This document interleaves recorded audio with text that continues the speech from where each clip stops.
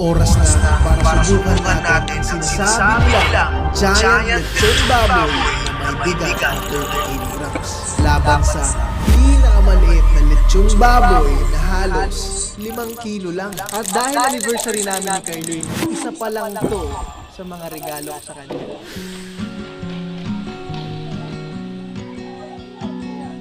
Surprise! Saan mo na?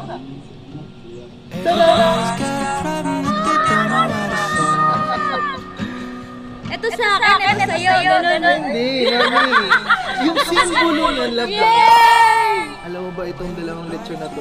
Ito yung simbolo ng pagmamahal ko sa'yo. Dahil 4 years anniversary na natin ngayon, ito lang yung pagmamahal ko sa'yo noon. Ito na siya ngayon. Pero may mas malaki pa! May pina-order pa ako 300 kilograms. Alam mo ano yun? Siyang yun. Bunot mo!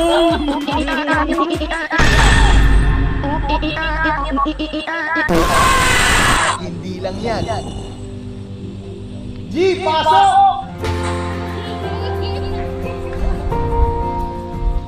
Hoy, hoy, hoy, hoy! Happy anniversary.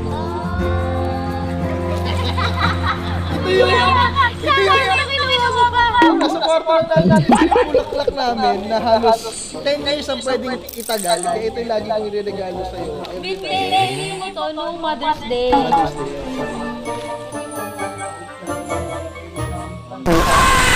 Tingnan natin kung malutong-lutong, ma-crispy-crispy ang pinakamura natin baby lechon. In 3, 2, 1. Uy! Grabe. Oh my goodness. Araw kayo sa wato-wato ko Okay. rin. Sige, mama. Unang tikim. Sana nga lang. Ladies first. Cheers para sa kapatid. Oh my goodness. Para mag-tropa. The crispiness nitong baby lechon natin, para sa akin, 8 out of 10. Sa akin, 8.1. Sa crispiness? Ah, 10 para sa'yo? Gusto ko pang bigyan ng chance to eh. Malay lang talaga mas matindi ang Okay, pagkakas. I stand corrected. 9. Takot 8.1. Nagtuloy. Ano ba yun? Ngayon, tingnan natin itong worth 35k na lechon. Masayin mo na natin. Oh, malinis ko kamay ito. Pinamasahin ko lang. Malay mo, masakit yung likod eh, di ba? Kanan mo eh. Daming lamig dito. Oh, lamig dito. Okay, itong mga lechon na ito, kakahano lang nito ngayon yun lang. So, freshly cooked para lang sa atin. Yun. Okay, check natin dito. May lamig. Uy! Daming lamig! Daming lamig! Dito, dito. 3, 2. Boom! Patay na. Double dead. Anong mas malutong na balat? Yung baby lechon o yung giant lechon? Cheers.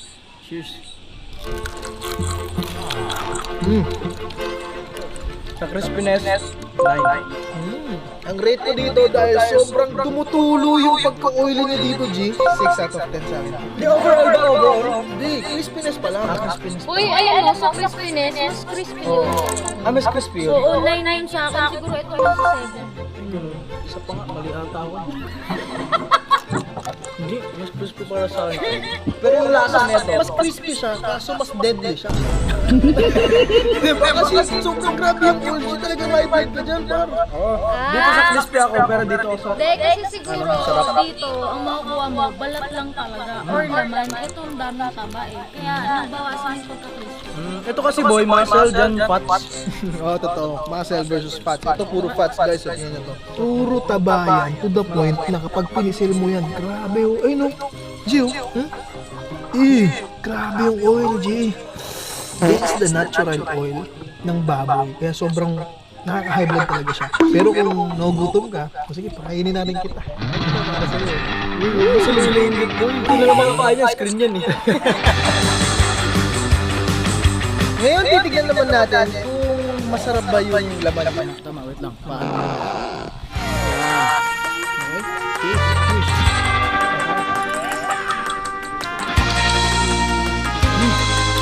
last lang.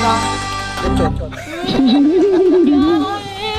Ang rate ko is 6. 6 para sa akin. Bakit? So, final rate sa laman ng Giant Lechon, 7 out of 10. 7 out. Pwede na pag masabi. At dito naman tayo sa small but terrible. Mali, boy.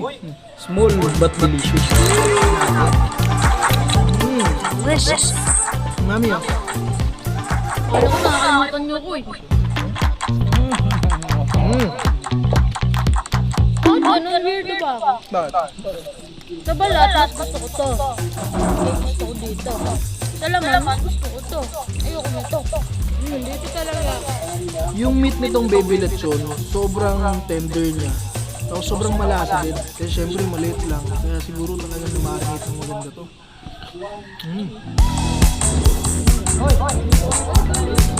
Si Lucas, 9 months old na yan. Pwede nang kumain ng mga lechon or mga small meat lang kasi may ngipin na siya. Tapos yung ngipin niya, sa baba lang. Tapos dito sa pangil. Magagalit siya, hindi ko siya binibigyan. Eto na si Boss Baby, kakain ng giant lechon.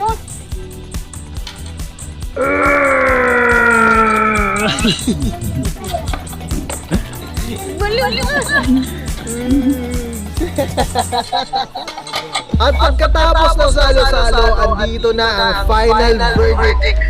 Kanino mapupunta ang mansanas na to? Sa baby lechon ba? O sa giant lechon? Ano ang mas masarap, mas crispy, at mas nakakabusog? Drum roll, please! Bang!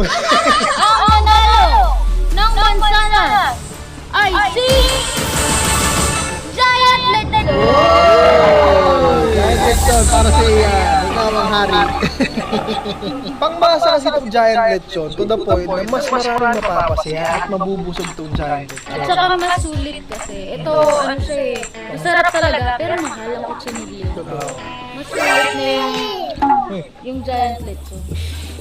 Kahit niya si Lucas na busog eh. So ngayon, itong parte na to, hatiin natin yung kalahati ng lechon para ibigay sa ating mga mahal na kapitbahay. Yeah!